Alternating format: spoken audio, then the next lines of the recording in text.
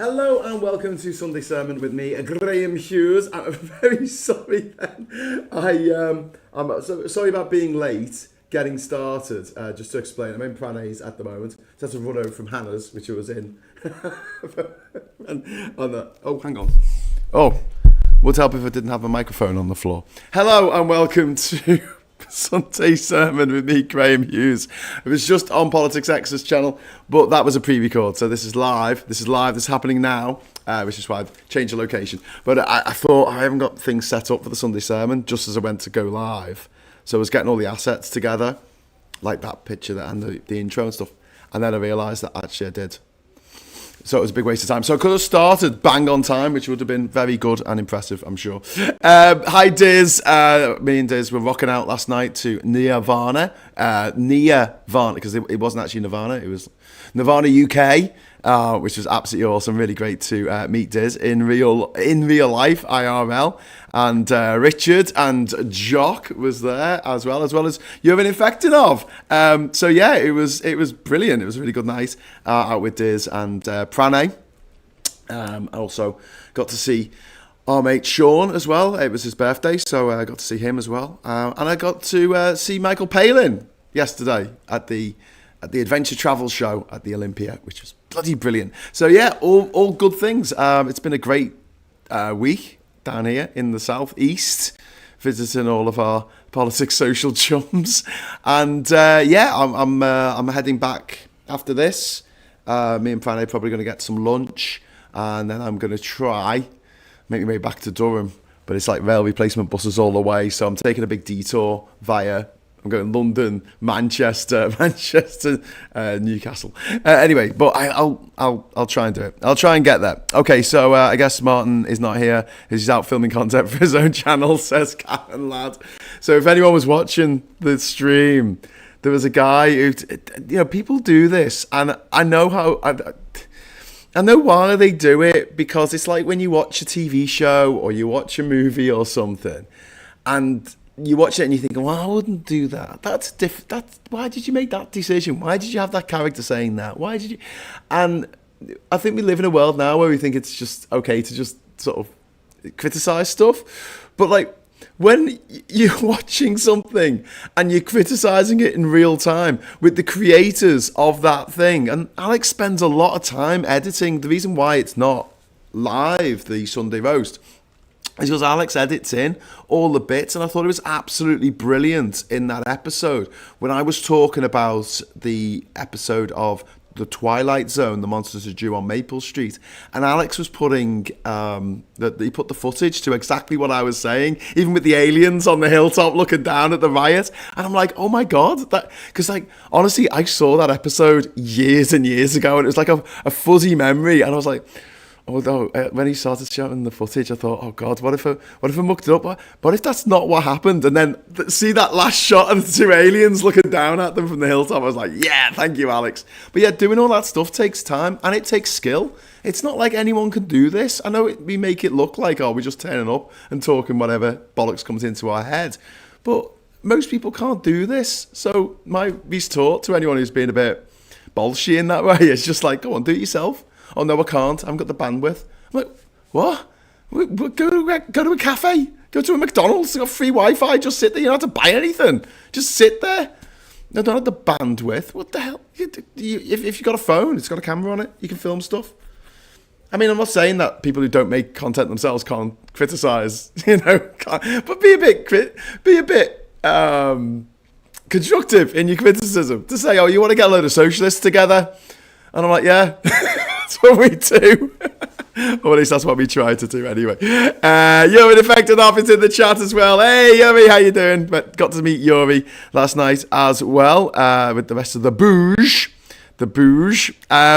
This is really, I've had a really good week. Like I've had just a lovely week of meeting friends in real life, and it makes such a difference, honestly, because we do these shows all the time, and our little group, we're all talking to each other, we've got our banter going on in our WhatsApp chat, but it makes such a difference when you actually sit down with someone and have a coffee or have a beer, and just, human connection Human connection.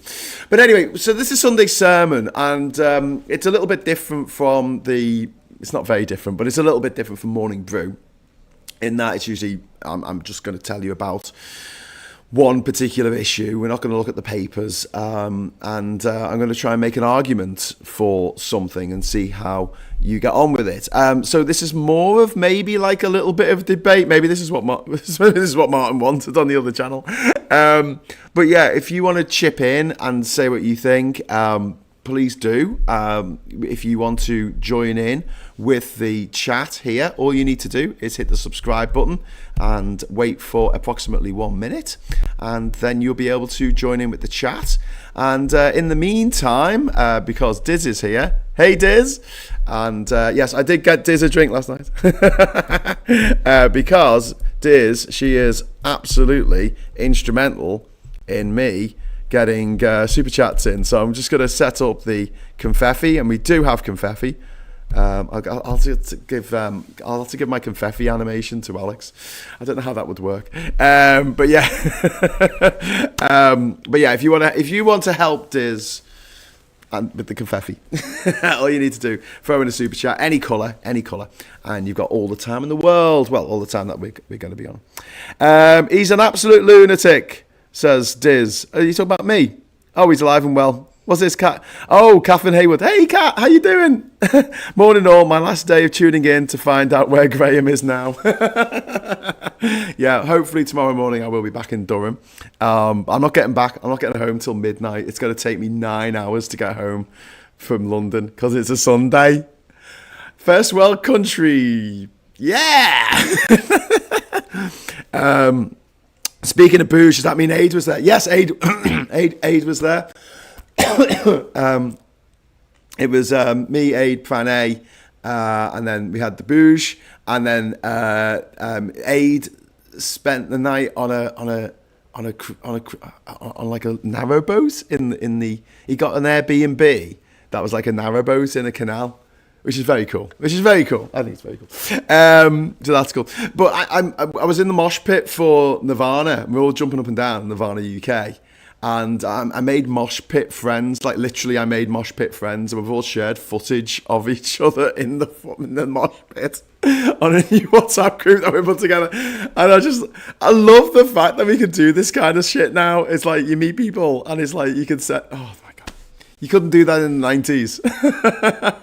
And also, can I just say, I'm not being sponsored by anyone, but my phone is a Google Pixel, which I was recommended to buy by Mike Dix, and it's a reconstructed one or whatever they call it. So it was cheap, secondhand, but the image quality is amazing. I can't fault it, and the sound as well. Considering in a mosh pit, holding my camera, jumping up and down, it's remarkably smooth.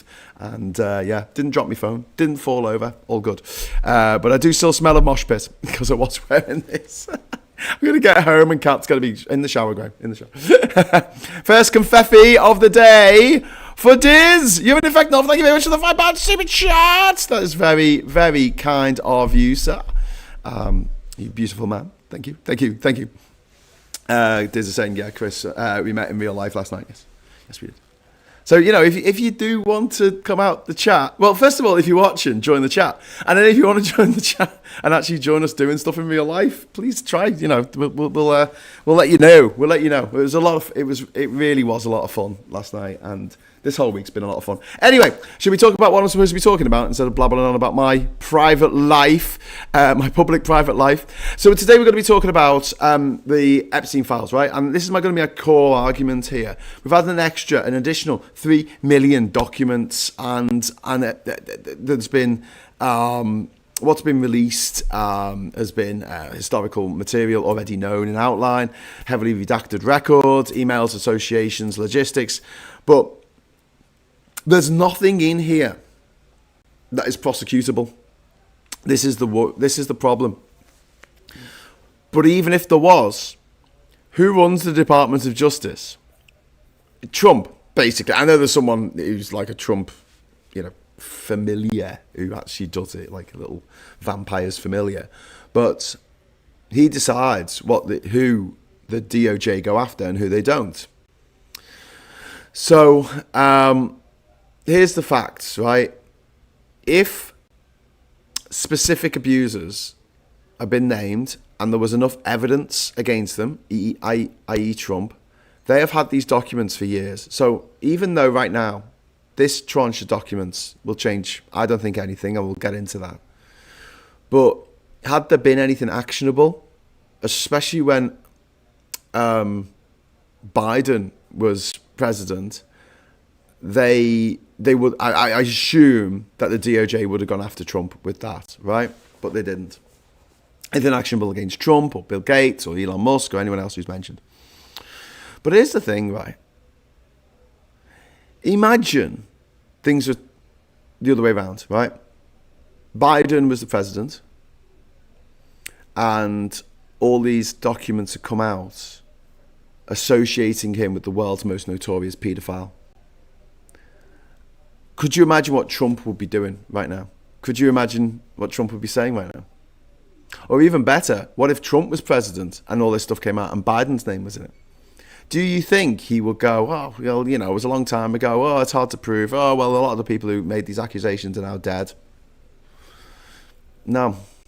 He would go whole hog. He would go absolutely troppo insane, like for blood for Joe Biden. In the public subconsciousness, Joe Biden will forever be associated with Epstein, that island, the Lolita Express, the abuse, the trafficking. Forever. His name will be synonymous with that. And I can't believe the stupidity of Biden when he was president to not go after Trump, because that's exactly what's happened. Trump was in these documents. Biden was in charge, effectively, of the DOJ when he was president. Why didn't he? Yeah, they'll call it a witch hunt. Who cares? Just make sure that everyone knows that Trump was Jeffrey Epstein's busy mate. And also, when did Jeffrey Epstein die? Just remind me, when did he die? Under Trump's first presidency, when he apparently killed himself in a jail cell, which I don't think is true. Sunday Roast is there. Heidi ho. Hello! Sunday Roast there. We've got Alex. Hello, Alex. And I've decided to build my own order management system from scratch for my business, as the off-the-shelf products are like forcing a square peg into a round hole. Ooh. Sorry. Sorry, Chris. But yeah, good idea. I need a management. I need a management system, not for me orders, just to order my life. But yeah, and then Gallifreyan Ren saying a nice long-term project for when I need peace and grounding. It will be my reward for surviving PIP assessment on Tuesday. Brilliant. Okay, well, do that, Gallifreyan Ren. And yeah, I like. I've said this before, haven't I? Just in times like these, you've got to take pleasure in the little things. You know, little achievements. Putting stuff together, you know, if it's something that is, you know, you find satisfying, you find enjoying, whether it's doing a Sudoku or playing a video game or doing a jigsaw or doing the gardening or painting a room or whatever it is, you know, do it, and then step back and go, "Ooh, I did that." Okay, so yeah, the DOJ has said that the files do not name specific abusers, and this whole release, it's been described as closure theatre, as in transparency, alleged transparency, but without consequences. And the survivors of these crimes have been re-exposed, but the institutions behind them have been absolved. And this happens time and time again. Like you think about in private schools. I'm not going to go about private schools too much. Could be in state schools as well, but schools where abuse has taken place. It's particularly pertinent about private schools because they are a private enterprise. They're a business. They're a company. I know they're not supposed to be not-for-profit and all that kind of stuff, but all right, mate. But I genuinely believe that it is wrong that these schools that not only had teachers that abused children back in the 70s and 80s, but also had the culture that covered up the fact that that teacher abused the children in the 70s and 80s. Why is that school still open? Why is it? There should be some kind of collective punishment for the people who ran that school, because they took on someone for a job where they were around children and they didn't look or care or investigate the fact that that teacher was getting away with those kind of crimes for years. And that blows my mind. Ampleforth should not be an institution anymore. It should not exist. It should be shut down and turned into something better, a mosque. A mosque, perhaps, or a synagogue. But yeah, I find it endlessly frustrating that these companies get away with it. And what I'm reminded of a bit in this is Hillsborough, in that we had this inquiry and all this stuff came out, and it was like, right, okay, these people did these bad things, and they're all, corporate manslaughter charges. Was it diminished responsibility or something like that? I don't know what the actual term was. But no one went to jail. No one went to jail. I know Epstein went to jail, but none of his associates went to jail. None of the people, the powerful men that he surrounded himself by, went to jail. Ghislaine Maxwell went to jail. But Trump's not going to. Musk ain't going to. Bill Gates ain't going to. Andrew, formerly known as Prince, ain't going to. And it's like, okay, well, we've had an investigation and we've released all these files. And you're like, okay, cool. What happens now? Oh, nothing. We just sit around and look at them. Jeffrey Epstein, serial sexual exploiter of underage children for decades, built a trafficking network which spanned the US, the Caribbean, Europe, used wealth, blackmail, favors, and elite access for protection.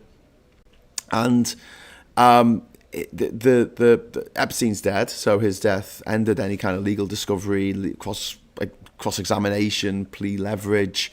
So he can't use the fact that he knew all this stuff to put Trump in the dock, which is very convenient, isn't it? It's very, very convenient, a bit too convenient, some might say. And with no trial on the horizon, he's not compelled to testify against his accomplices. And isn't it interesting that Ghislaine Maxwell got a visit, didn't she, before she got put into a nicer jail? And that to me was just, again, like the transparent corruption of the Trump administration, and the fact that like so many of his MAGA lot just don't care. They just don't care. But it is maddening, because Epstein, if he was still alive, could be putting the likes of Prince Andrew behind bars where he belongs, or Andrew Mountbatten behind bars. He could be putting Trump behind bars. He could have put Trump behind bars during the Biden years, and then we wouldn't be living in this reality now where Trump is the president of the United States. Obviously, Ghislaine Maxwell went to jail. She's in jail now. She recruited, groomed, and trafficked underage girls. She facilitated abuse while managing Epstein's social access. She was convicted without naming names. The prosecutors chose quite a narrow case, which was easier to win, but there was no need to challenge more powerful third parties who can engage in lawfare for decades to escape justice. And she won't expand the net, because any deal exposing the elites would require the appetite from the Department of Justice for it, or from the political will. And this is a weird one, isn't it? Because in the past, it was like, when you had someone like Ghislaine Maxwell, or an informer from, or a mob person, right, who was down in the mob hierarchy, okay, someone low down, right, and they'll arrest them, and then they'll do a plea bargain. They'll say, right, you've got to go to jail for 50 years for all the naughty things you've done, but if you tell us, if you turn state evidence against the powerful man who's at the top of this pyramid of crime, then we'll reduce your sentence to 5 years, right? And there's an incentive for the police, an incentive for the prosecutors, to put this to the offender. And in normal situations, you would expect that to be the case with Ghislaine Maxwell. Like, if you want to talk, we'll reduce your sentence, right? But here's the topsy-turvy world in which we live right now. She's been given favours, right? She's been moved to a nicer jail for keeping her gob shut. Because the mob boss is the president of the United States of America. And without the appetite from the Department of Justice to actually make justice happen, without any kind of political will, nothing's going to happen. And then we move to the Andrew formerly known as Prince. He maintained contact with Epstein after Epstein's child sex conviction, something that he venomously denied in his 2019 interview with Emily Maitlis, right? And it appears he appears in emails after that date, after 2010, arranging private meetings and introductions. He settled this court case, the civil case with Virginia Giuffre without admitting liability. £12 million of taxpayers' money, that's our money, was paid to a woman he had never met, or so he said. But here's the thing, civil settlements don't equal criminal guilt, and there's no prosecution evidence that meets the criminal threshold. In fact, things that he might have been able to be prosecuted for in the US, he wouldn't be able to be prosecuted for here, and vice versa. Plus, as far as we know, despite the newspapers today all being this horrific picture of him seemingly pinning a woman down on the ground, we don't know of any accusations of him doing things to children, like what's come out about Trump. And I'm not going to go into this too much because it's Sunday morning. It's really upsetting and quite gross. It would be hard to mount a case in the UK against Prince Andrew. Former Prince Andrew. It's going to be difficult, not least because Virginia Giuffre, who was the person who put the head above the parapet and actually said, accused him. She's no longer with us. She took her own life last year. Again, this is where the rich and the powerful can delay justice so long that by the time justice actually happens, or any kind of semblance of justice is supposed to happen, then all of the means have run out. I was talking on the Sunday roast about there being no statute of limitations on murder, which there isn't. But the thing is, in a court of law, murder is a lot easier to prove in many ways than sexual abuse, especially historic sexual abuse. So, the UK authorities have shown zero appetite to pursue a royal over this, and they'll just shrug and say, well, there's no evidence in these documents that meets criminal thresholds. And he's rich, he's powerful. Kick the can down the road until the people involved are dead. You can't ask questions. Going back to Hillsborough, why did DC Duckenfield, why did he never go to prison? Well, because he retired. Because they let enough time lag since the actual event of 1989 at the Hillsborough Stadium. They let so much time go before, it was like 2016, that they finally got those the ruling through of 97 cases of unlawful killing was the term they used, wasn't it? Unlawful killing. And by then, all these police officers are retired, so they just kick the can down the road. It's like when the government are faced with anything and they go, "Oh, we'll have an inquiry," and then they come out, "Okay, we got the results of the inquiry." Famously, they had a child abuse grooming gang inquiry. And it wrapped up in about 2022, I think, around there. And it dropped on the desk of, I think it was Priti Patel. Was it Priti Patel? It might be Kemi Badenoch. Oh, actually, maybe it was Kemi. I think it was Kemi Badenoch, yeah. Who I think was Women and Safeguarding Minister at the time. Something like that. Correct me in the chat. But she just put it in the drawer. They didn't act on anything in that. They didn't act on anything. And you're like, so you've got this, you're saying there's a huge problem with child grooming gangs, yeah. And so you had an investigation into it, which cost millions, yeah. And then what did you do with that investigation? Did you act on it? No, I just read it and put it in a drawer. So bloody hell. Anyway, so yeah, these files that have come out are incredibly embarrassing for Prince Andrew, and apparently worse stuff is due to come out as well. I don't know what more is going to come out, but I don't think that there is much chance of him ever facing a court and actually spending time in jail, where I genuinely think he belongs. I'm not saying this to be all edgy and down with the royals, and I'm not certainly not a royalist, and the whole thing is ridiculous. But at the same time, I live in the real world, and unfortunately, these people are very rich and they're very, very powerful. Talking of rich and powerful, Donald Trump, socialised with Epstein in the 90s and the early 2000s, his name appears hundreds of times in this trance of documents that have come out. But the really, really grim things that he is accused of are unverified. In many cases, they're anonymous, not sworn testimony, and the DOJ has explicitly dismissed them as unfounded.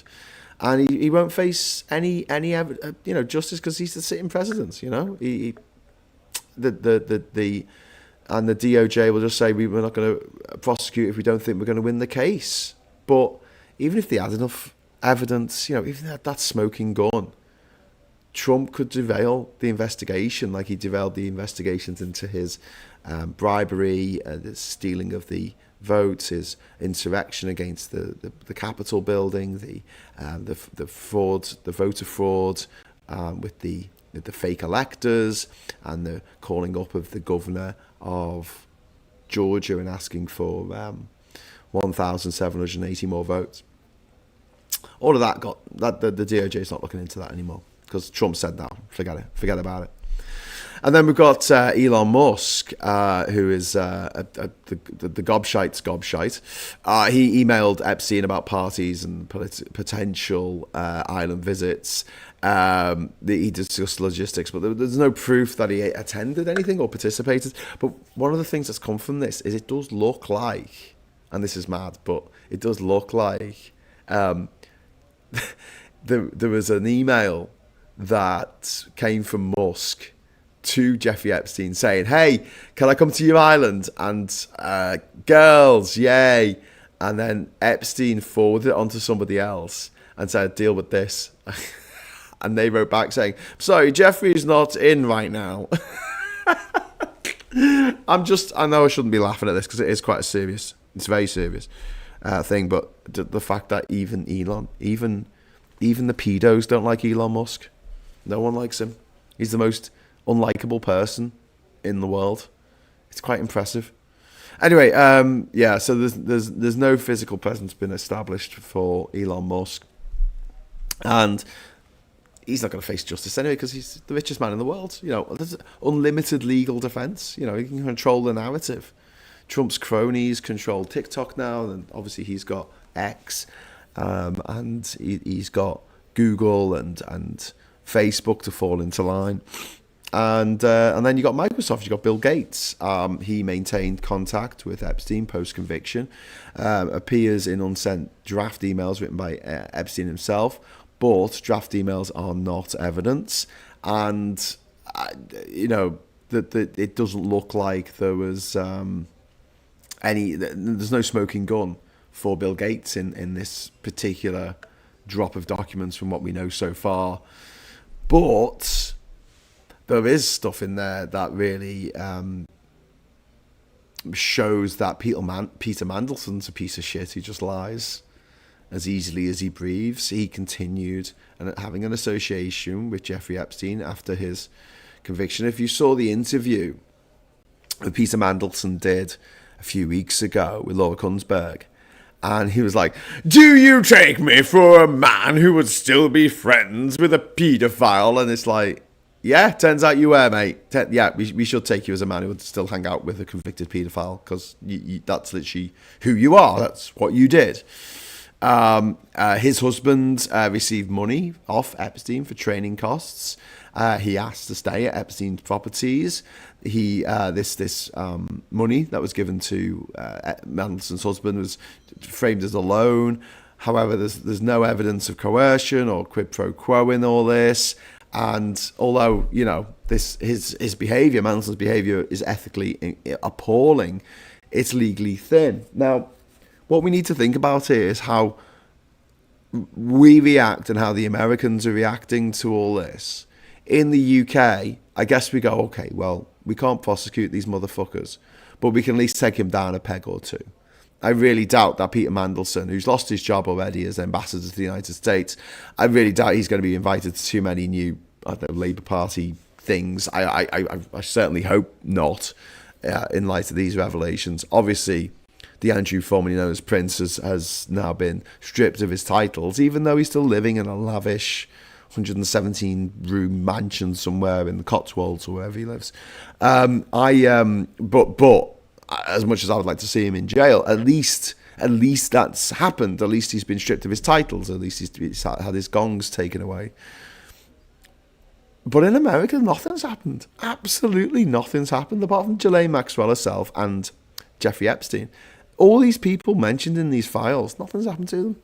I mean, it's not even a case of like people going, oh, this person's been mentioned, so we're going to boycott their products, if they make a particular product, or we're going to, And I think this is the world in which Trump can get away with absolute murder. He was very accurate when he said that he could kill someone, he could shoot someone on the face on Fifth Avenue and not lose a single vote. I think that is very, very true. But the real scandal here, is the system, because wealth buys time. Time is a great healer, they say, but also time is great for getting away with crimes. Silence, you can pay off the victims. NDAs exist. One of the things I'd love Labour to do is to ban NDAs. I think they are absolutely fucking disgusting. If someone has behaved reprehensibly, especially in an employment situation, and they've made everyone sign an NDA to say that didn't happen, especially when it's things to do with sexual coercion, it's horrible. How can that be legal, to pay someone money because people who do horrible things, they don't start off, they don't just go out one day. It's very, very rare that a horrible person goes out and just murders someone. There's usually a pattern of violence and abuse leading up to that. And if everyone around that person has signed an NDA, so they don't actually say, non-disclosure agreement, so they don't say to anyone that person's a wrong 'un, that person can then go and work somewhere else and abuse other people. More people are abused, more harm is caused. And it's fucking ridiculous. Like, we don't allow this in other walks of life. Imagine if it was a teacher who got done for being abusing children, right? Imagine that, and then it turns out that the kids in the previous school that the teacher worked at all were made to sign NDAs not to say anything about it. I mean, everyone would be up in arms, quite rightly.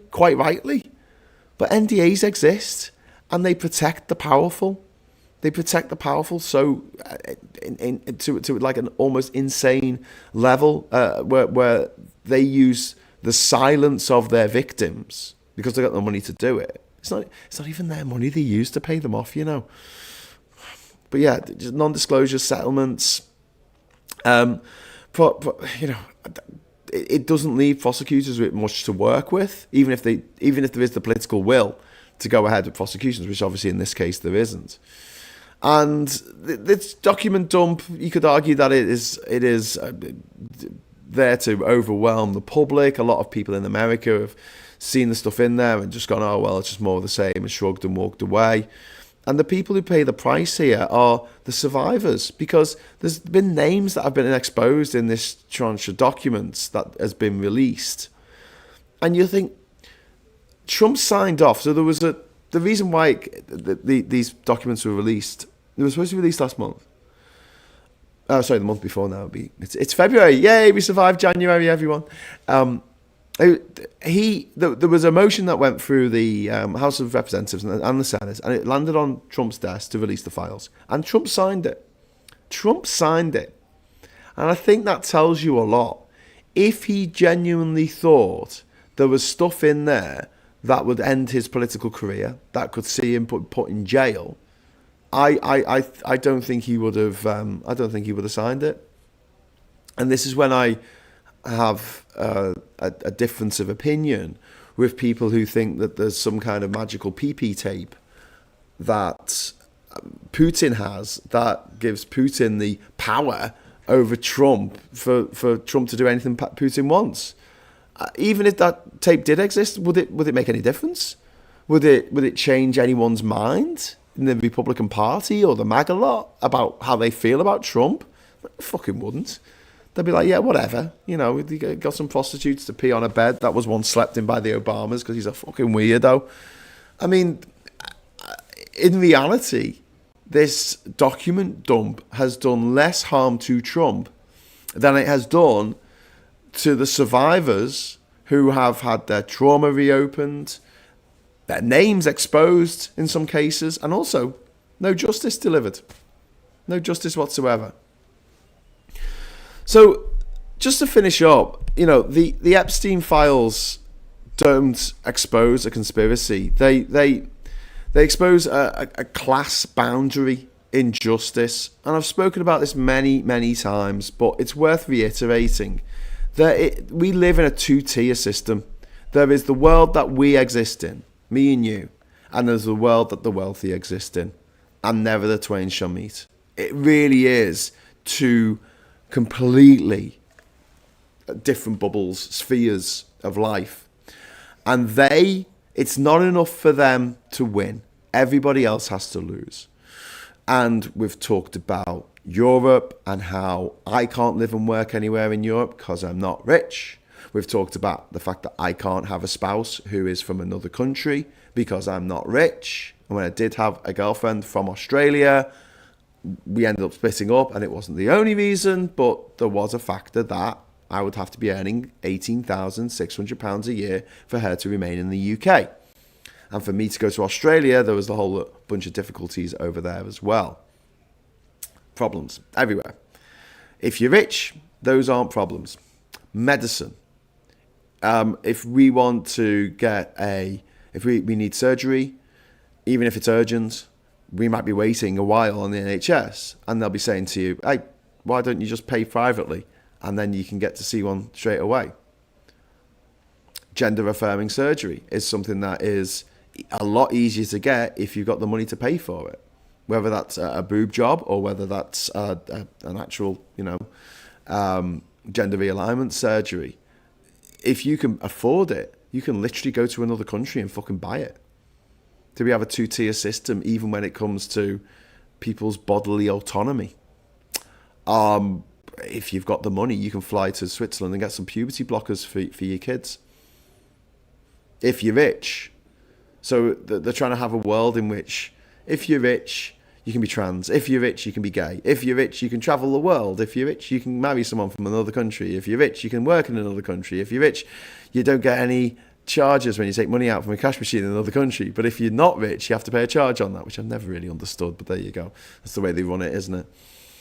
And now we're seeing this very much in real time, where there is a two-tier justice system, and it's not the two-tier justice system that Nigel Farage whinges on about in his head, because he thinks that like people who have come from another country get a better deal. No, they really don't, Nigel. They really don't. Do you know who gets a better deal? You do.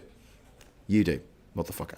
Like, if me or you watching this did any of the shit that Nigel Farage did, right, we would probably be in jail for embezzlement, for blackmail, for working for the Russians, all this kind of stuff. He gets away with it. He's wealthy, he's well connected, you know. If you are above a certain line, you will never go to. You'll never be prosecuted. You'll never have to face justice. If you're below a certain line, you will go to jail for committing the same crime. You think about stealing. The amount of money stolen by these rich motherfuckers is outrageous. But if you steal a Mars bar from the corner shop, they can call the police on you. You know that. And I'm not saying like, trying to make some kind of false equivalence here, but it is maddening that the Tories, they stopped going after white collar crime. They just stopped going after it. In fact, they stopped logging it because they wanted to bring the crime figures down. And so what they did was they said, white collar crime's not a real crime. Okay. But yeah, this is not a failure of transparency that we're dealing with now with this tranche of documents not actually having any kind of effect. It's the system working exactly as it's designed. A two-tier system in which justice is denied from the 99% of us who don't live in opulent wealth, and also it's denied from the victims of the ultra wealthy who get away with this stuff time and time again. And I know I do this a lot, but I go back to the Magna Carta, 1215. It didn't say you could go to the pub when there's an epidemic, when there's a pandemic. They didn't say that, right? That's not what it says. It does actually say that there is something above the king, the law. And everyone, no one, everyone has to abide by the law, and no one is above the law. That was the rule in 1215. And if the king fucked around with this, we could legally, under the legal system of England, we could chop the king's head off. And we did, Charles I. So long, Mr. Head. It's just endlessly frustrating that so many people who get very, very vexed and very animated about the idea of the unfairness of a system that they have created in their head, where they think a asylum seeker is given a house and a car and a gold-plated mobile phone on arrival. They're more vexed about that travesty of justice, which doesn't exist, than the travesty of justice of these rich people getting away with absolute murder, as we're seeing time and time again. And just to go back, did I tell you the other day about, I saw a video and he made a very good point. He said, look, if you honestly believe that asylum seekers get a house and a car, right? Do it. Go on. Go over to Calais, right? Get in a boat, throw your passport over the side and claim asylum. Pretend you're from, I don't know, some made-up country. Nambia. Tell everyone you're from Nambia. Go on. Get your house. Get your iPhone. Get your car. Get your Mercedes. They're giving them out, Mercedes. I heard it on the internet. Where are people's courage? Where's people's courage of conviction? Yeah. Aqua Dave, thank you very much. He's added, or she, I don't know, Dave, I suppose that's a he. It's not just a two-tier system. There's an entire ladder of tiers, depending on how much money you've got, what private school you went to, and who you know. What we often say on this channel, it's not what you know, it's not who you know, it's what you know about who you know. I know the hell out of work by refusing to be on the private healthcare, says Richard. Trump responds to the latest Epstein file saying documents absolve him. Yeah, of course. And Lost Mishy just said, Lost Mishy wrote what I was just about to say. Of course he does, Chris. Yeah, of course. Cymru says the two-tier policing system for us in Cymru, as we don't have policing and crime devolved to us, albeit independent commission after independent commission recommended it to be devolved to us. I think it was something that will happen at some point. I don't know why it hasn't happened so far. But yeah, I do. The policing is devolved in Scotland. I don't see any reason why any decent reason why it should not be devolved in Wales as well. But don't forget, I think that we need to work on policing across the board, everywhere in the UK, and especially here in London. Like, I just think it's mad that we have this Metropolitan Police that is just too big and too fucked, and I think it needs to be split up. I think it needs to be split up into smaller constituencies, constabularies that work together. Obviously, the data sharing and stuff like that. But if you have a group of people who are doing horrible things, who are part of the police here in London, instead of it being a case of like everyone in the Met is implicated in this, and I think it would be a lot easier to sort of police the police if we break it down into manageable chunks instead of having this huge, big, unwieldy police force, which can come together. But the police forces always did. You go to you get Welsh. Didn't the Welsh police come and they were there when the Yorkshire miners were on strike? Didn't the Welsh police, some Welsh constabulary from Wales turned up? Sorry if I'm casting aspersions here on Welsh policing, but they've been able to draw police in from other places. So there's no reason why when there's a big event in London, when there's a coronation or someone famous pops their clogs, they can't all work together. I mean, it's not beyond the ken of man. If you're a Welsh woman, you don't get incarcerated in Wales for there are no facilities, they're exported to another country. No one else in the UK experiences this. Oh, that's really interesting. So there's no women's prisons in Wales, Cymru. Is that fucking hell? I didn't know. Wow, you learn something every day. That is mad. I'm sorry. I also hate the fact that there's no train line from North to South Wales. If you want to get from the north of the country to the south of the country, you've got to go through England on the train. There used to be. I think you could get it from Aberystwyth. You could get the train from Aberystwyth. And I think it went all the way, it went through Merthyr and then down all the way to Cardiff, I believe. But yeah, it got taken away because not enough people were using it. Well, add this to the removal of police crime commissioners, the removal of trials for crimes under 3 years incarceration. This is going to be disproportionately impacting for us in Cymru. Says Cymru. The police crime commissioners removal, I think, is a weird one. It was a new post that was invented not that long ago, and hardly anyone votes on it. Like when it's a vote for just that on its own, and it's not bundled with a by-election or a local election or a general election, hardly anyone votes on it. It is a weird one, but those powers have been enveloped into Metro Mayor's remit, haven't they? In the case of Andy Burnham in Wales. Andy Burnham in Manchester. We've got Wales on the mind now. Beautiful place.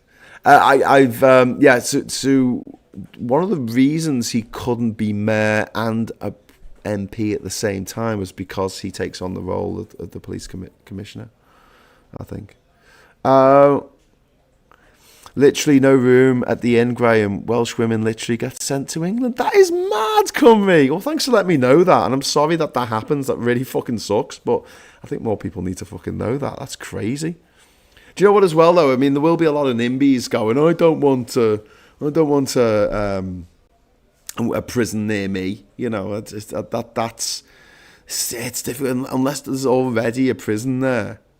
Building a new prison now. I mean, if you ever go to Walton Nick, right, in Liverpool, North Liverpool, like it's right in the middle of the area, and it's right by Rice Lane and Walton train stations. And the idea that you could build a maximum security prison in the middle of this residential area in North Liverpool now would just be like crazy. Like, could you imagine Liverpoolians who are watching this if we decide that we're going to build a big hypermax prison in Princes Park in South Liverpool? Could you'd imagine the outcry, right? It's just not going to happen, is it? So yeah. The same gammons would have them return to the workhouse for the sick and disabled to be sent. Yeah, absolutely, they would. Says Chris, Diz is saying, guys, there's a guide to being a trans ally with a link to a package in the Politics Social Discord on the PS General chat. Is that the Good Law Project one? If so, I've read that, and it is really good. And look, for a long time, I didn't feel like it was my place to talk about trans issues because I'm not trans myself. But when I did a episode of Pubcast during lockdown, actually, it was during COVID, with a couple of friends of mine from America, a friend Alex who's non-binary, and their friend who is a trans woman. And one of the questions I asked is, what can I do? Like, do you want me to say anything, or am I just getting in the way? Because I genuinely thought that, like, because, you know, I know it's not my fight. Am I just being getting involved in something? And they both said to me, yes, please, we need as many people as possible to fight our corner, because there's not enough of us. There's just not enough of us, in the way that there's 1 in 10 people are gay, more than that, bisexual, and so there's a lot of people in the gay lobby, whereas trans people make up around, I think the last stats I saw was less than half of 1% of the population. So it is a very, very small group, but they are disproportionately picked upon by the powers that be, because they're a great weapon of mass distraction. And as Rachel often says when she's on the show, the trans people are used as a Trojan horse to get through laws that take away rights from gay people, from lesbians, from women, all women, then from children, then from anyone who's not a millionaire, then anyone who's not a billionaire. There's a process, and we're seeing that playing out in the US. The same people who were whinging and crying about trans athletes and where women are allowed to go for a piss, they are the same people who are supporting the ban on abortion care for women in America. So one of the reasons I really don't like the word TERF is because the F stands for feminist, and it shouldn't. It should stand for fascist, trans exclusionary radical fascist, because that's what they are. Acro Dave, all the railways in Britain run north-south. If you have to travel east-west, it's a bloody nightmare. Yes, Acro Dave. I'm actually going to be doing that today. Because the East Coast Main Line is off, so I'm going to be taking the train from Euston, where they had a fire the other day, so I don't know if that's going to be affected. I'm going to straight up to Manchester, and I've got to walk from Manchester Bicky over to Manchester Vicky, and then over, I'll get the train back to Durham from there. Cymru, it might be a while, I might be a white cis straight male who needs to shut the fuck up. But I agree with you, Graham. Just because we're not directly impacted doesn't mean we can't employ empathy or be a good ally. Yeah. And that's it as well. I mean, wanting to be a good ally, it's not just a case of sort of coming in all guns blazing. It's actually sitting down and listening to people in the trans community and your trans friends, and asking them, what can I do? What will help? And if people want to share petitions, if people want to share letters to MPs and things like that, please do. It's one of the best things we can do, is to get more people on board. It's why the Not in My Name site is so powerful, because it's not men, it's not trans women, it's cisgender women saying not in my name, and they've got 90,000 signatures there now. 90,000, which is amazing. Wales has been let down. Oh God, Sean, I almost read that as like Wales has been a let down for a long time. I was going to get really offended on behalf of Wales. What do you mean it's a let down? It's a beautiful place. But he's actually saying Wales has been let down for a long time. Transport is rubbish. It should be a major holiday destination. Yeah. Then again, if it does become a major holiday destination, will the tourists fuck it up? I mean, I love Llandudno. It's one of my favourite places on earth. I went there a lot as a kid with my mum and dad. We'd go for the weekend, and we'll go camping, the Conway Valley, all that area. We used to stay at like Bulkmauer Caravan Park as a kid, and that whole place for me holds a real magic, because it connects me to my childhood and some of the fondest memories of my childhood. And I whenever I go back, it's one of my favourite places. I'm a North Wales boy, though. I didn't spend much time in South Wales because there was no train. Sorry, that's really facetious. No, it's just North Wales is a little bit closer for us in Liverpool. We're all half Welsh anyway. But Wales has been let down for a long time. Things might change, because this election, Plaid Cymru are going to just fucking walk it. They're going to absolutely walk it. Labour are going to be demolished. They're gonna be lucky to have like 3 fucking members of the Senate left. I swear. Like you watch this space. I don't think Reform are going to do as well as they think they're going to do. I just think it's going to be everyone who is fed up of Labour being bloody indecisive, announcing something, then doing a U-turn on. Well, it's not a U-turn. We're just changing direction slightly. It's not 180 degrees. It's more of a like, I don't know, about 48, 49 degrees. It's not quite a one. Yeah. The fact that Starmer just doesn't engage people. He doesn't make people feel like they're being listened to and that their concerns are valid. And this is the mad thing. Like, Trump can do that. For the dickheads who vote for Trump, Trump can make them feel like $1 million. Boris Johnson, the same. Nigel Farage, the same. They can make the people who support them feel like $1 million. Whereas everyone I know who's a Labour voter, who supported Labour in the last election, and don't forget, I get bored of saying this because obviously it's an easy, lazy criticism to throw at people like me on the internet. Oh, you're a big Labour supporter. Well, I'm actually not. In the last election, I supported tactical voting. I was part of a tactical voting group. So people were told to vote for Plaid Cymru, were told to vote for the SNP, were told to vote for the Greens and the Lib Dems, just anyone who's going to defeat the Tory in that particular constituency. And I plan to do that again in the next election. I'm not wedded to Labour Party ideology or the way of doing things. But to be a realist and wear my realist hat, the only party that's going to stop Refork and the Tories in the next election is Labour. So we have 2 choices. We can either jump ship and go somewhere else, which is understandable, especially for my friends in the trans community who have like just done, Labour's done the dash, as far as they're concerned, which is fair enough. But when it comes to certain constituencies, if the Labour candidate doesn't win, it's not going to be a Green. It's not going to be a Lib Dem. It's going to be Refork. And that's the worry. That is the big worry. So, I think that it would be a really, really, really good idea, and I've said this before, if Labour sorted their shit out. Got all the shit together, put it in a backpack, put it in a museum if they had to, just get all their shit together.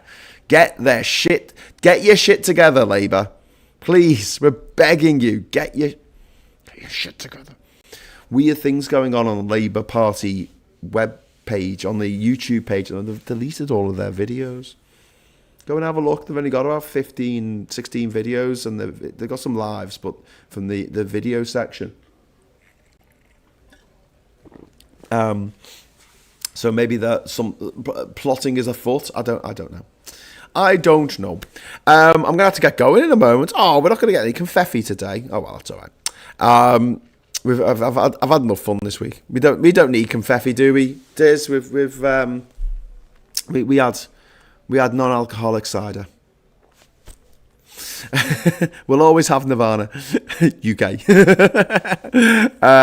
London Euston is open and operating, Graham. Oh, good. The magic of our mountains is legendary. Helped convert Robert Plant into a Celtic pagan druid and write the songs for Led Zeppelin. That's very true.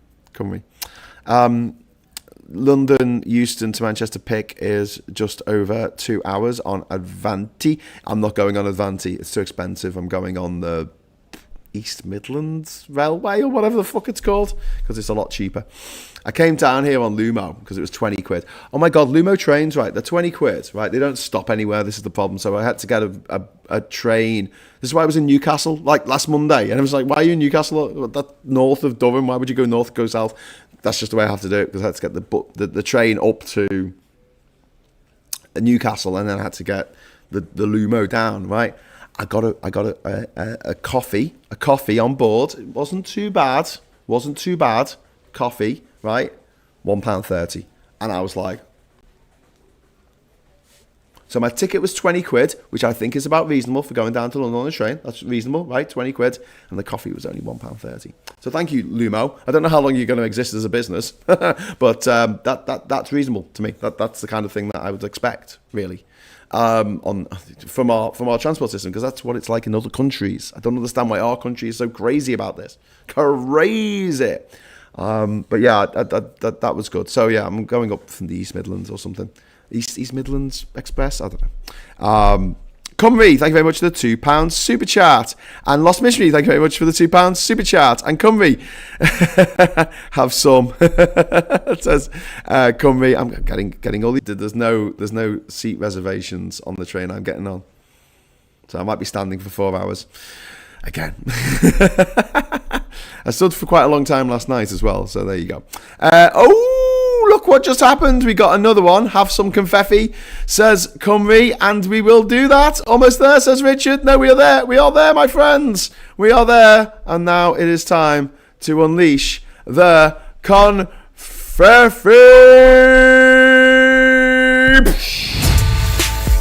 Yeah! Confetti! Confetti time. Stop. Confetti time. Do. Confetti time. Thank you very much to Saz and to Cymru and to Richard, to Lost Missionary there, for chipping in at the end. There was something else that I wanted to tell you about as well. It was connected with the trains, and that was good, and it was quite cheap to get a coffee. I'll probably remember tomorrow, but there were a few things that have really impressed me this week, and I'm really hopeful. I'm really hopeful for doing some more stuff like this coming down. You know, I might not be able to do it every month, but coming down to London and doing a few things. I'm sort of plotting a little thing maybe to do at the beginning of March. Maybe I might be in London for a couple of days before I travel off to the island. I'm going to the island in March, so look out for that. But it'd be good to meet up with people in real life some more. So I'll be putting pictures up from our week, from my mad week in London and around, and with Scott and Rachel and Hannah, Diz, and Sean and Aid and Pranay and Mike, and it's just been wonderful. It's just been so good. It's been really lovely. It's been really lovely. Life affirming.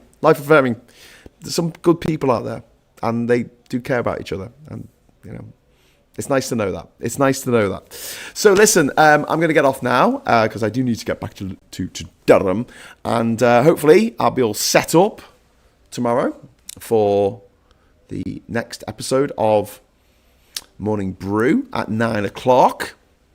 If I'm feeling a bit fruity, I might decide to do a little bit of an update if I get stuck on the train or something funny happens. So if you want to know about that, just hit the subscribe button if you're not already subscribed. If you are subscribed, hit the bell notification icon, and it will give you a little tingle in your pocket, a little buzz around your nether regions, and let you know that we're going to go live. Otherwise, it will be tomorrow, 9 o'clock.